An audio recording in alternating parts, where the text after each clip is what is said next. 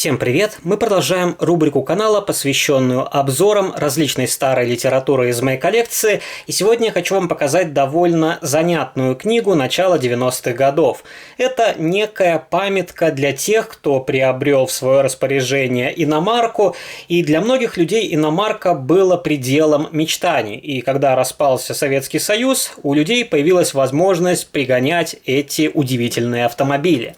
Но рано или поздно люди сталкивались с следующей проблемой. Нужно было искать дорогие запчасти, также мастера, который мог обслуживать эти автомобили. И в этой книге написано, какие запчасти от советских машин подходят к различным иномаркам. И, конечно, читать эту книгу в 2021 году довольно смешно, но, тем не менее, такая книга, я думаю, многим пришлась по вкусу. И она называется «Покупаем иностранный автомобиль». Автор Юрий Борисович Котиев. Вот так выглядит лицевая сторона. Здесь фотография Porsche, на заднем плане Opel Ascona и рядышком, скорее всего, стоит Ford Escort. Вот так выглядит задняя сторона данной книги, сам автор, его автомобиль на эстонских номерах. И давайте пролистаем странички данной книги и посмотрим, какие автомобили здесь изображены. Также есть таблица о регулировке тепловых зазоров клапанов. И также здесь написано, что это второе издание. Первой книги я не видел, возможно, она не сильно отличалась от этого варианта. И также в комментариях вы можете написать, есть ли у вас похожая книга и что на начало 90-х годов вы из нее подчеркнули. Я не буду заострять внимание на том, что здесь написано. Возможно, прочитаю некоторые наиболее интересные вырезки. И первый автомобиль – это Альфа Ромео Альфа Суд Спринт. И Альфа Ромео у нас были редкостью. Эти машины встречались, но в основном они стояли во дворах, довольно ржавые. И, кстати, здесь есть упоминание, что к недостаткам модели Альфа Суд и Спринт можно отнести сравнительно быструю коррозию кузова.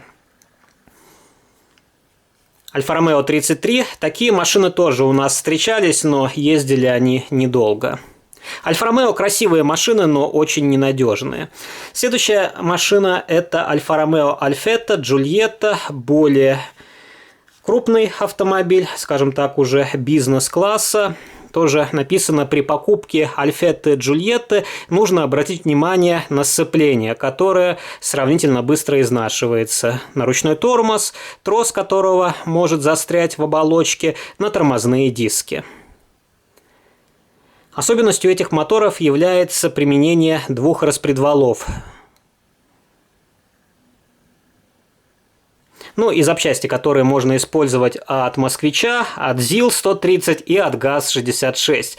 И также от ВАЗ-21011 и ВАЗ-2106. Но неудивительно, ВАЗ – это по большому счету итальянский автомобиль.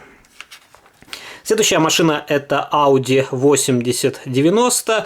80-ки у нас встречались довольно часто, и они ездили продолжительное время. Это очень удачная машина, они практически не подвержены коррозии, если не было каких-то ремонтных работ. И эти машины пользовались спросом вплоть до начала 2000-х годов. Вот, например, шатунные вкладыши коленвала лучше использовать от Москвича 408. Ну, кто в наше время будет использовать советские запчасти при ремонте иномарок? Следующая машина Audi 100, тоже очень хороший автомобиль. У нас подобные Audi называли сигарами, а предыдущую модель называли бочкой. Слабым местом Audi 100 можно считать глушитель, который часто уже через 2 года прогорает насквозь. Ну, конечно, в российских условиях эти детали долго не ходят. Ну и одно из слабых мест – это передняя подвеска. Как не удосужились использовать амортизаторы от советских автомобилей. Следующая машина – это Austin Mini. И британский автопром – это вообще большая экзотика. У нас Austin Mini появился только на начало 2000-х годов. После распада Советского Союза я ни одной машины на дорогах не встречал. Возможно, в Россию их и завозили. Напишите в комментариях, кто знает. Ну вот, например, написано, что подходят покрышки Атаки, а поршневые кольца можно использовать от мотоцикла Иж-Планета. Вкладыши коленвала от Таврии. Тоже получается сборная солянка. Еще один Остин Метро, чуть крупнее, тоже необычный, довольно симпатичный автомобиль. И таких машин я ни разу не встречал даже в современное время. Расход бензина 7-8 литров на 100 километров. Максимальная скорость 155 километров в час.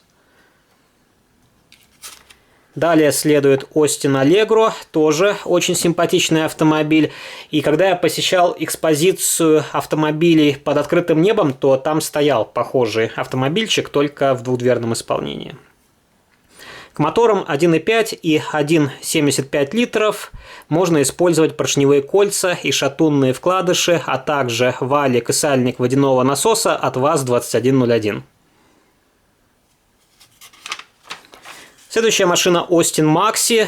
Таких автомобилей подавно у нас не было. Возможно, в Россию их и завозили в каком-то единичном количестве.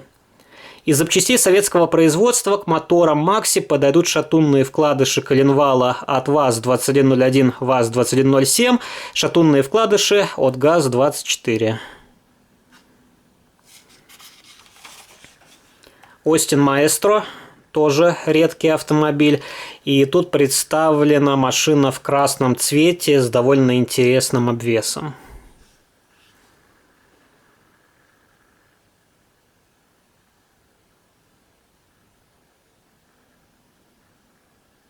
Каких-либо слабых мест у Маэстро нет, за исключением коробки передач от Volkswagen.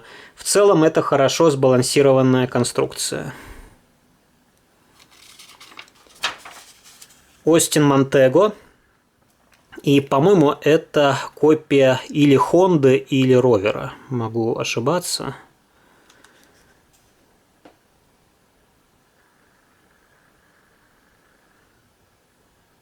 Ну вот, написано, это первый легковой дизельный мотор с непосредственным впрыском топлива в камеру сгорания. Речь идет о 2-литровом турбодизеле. Из запчастей советского производства к мотору 1.6 подойдут шатунные вкладыши от ВАЗ-2101, ВАЗ-2107. Поршневые кольца также от ВАЗ-2101. А для 2-литрового мотора запчасти практически не подобрать от советских машин. Следующий автомобиль это Austin Princess. Тоже довольно необычная машина. Что касается запчастей, то к обоим моторам подходят те же запчасти, что и к моторам Maxi. Покрышки подходят от Москвича 2141, суппорты передних тормозов такие же, как на Москвиче 2140. И следующий автомобиль это BMW в кузове E30, мотор 1.6, 1.8, 2.0 и 2.3. И также здесь на фотографии М3 изображен, но таких машин, я думаю, практически не завозили на первую половину 90-х годов. У таких BMW был очень надежный дизель 2.4, и эти машины долго ходили. Следующий автомобиль это пятерка, и также здесь фотография шестерки. У меня давно была такая пятерка, 2.8 двигатель, тоже вполне хорошая машина и довольно надежная. При покупке BMW пятерки надо обратить внимание на кузов, хотя фирма и дает на него 6-летнюю гарантию от сквозной коррозии при условии отсутствия внешних повреждений. И также написано, что экземпляры в возрасте более 6 лет могут иметь коррозию не только наружных панелей, но и несущих частей днища кузова. Ну, остальное вы можете прочитать самостоятельно, поставив видео на паузу.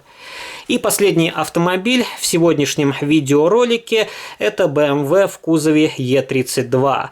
Двигатель 3.0, 3.5, а 2.8 и 3.3 – это относятся моторы к предыдущему поколению. Не знаю, зачем их здесь так написали, возможно, объединили. Написано, все трое немцев, я так подозреваю, Mercedes-Benz, S-класса, Opel Senator и BMW, не дотягивают до комфорта, обеспечиваемого подвеской английского Ягуара XJ612. Но тоже спорный момент. На Ягуаре я ездил, и на такой BMW ездил, и на Мерседесе ездил, и, в принципе, все машины довольно комфортные. При покупке «семерки» надо проверить подвеску. И если вам интересно продолжение обзора данной книги, то напишите комментарий, поддержите видеоролик лайком, и мы посмотрим, какие автомобили представлены дальше.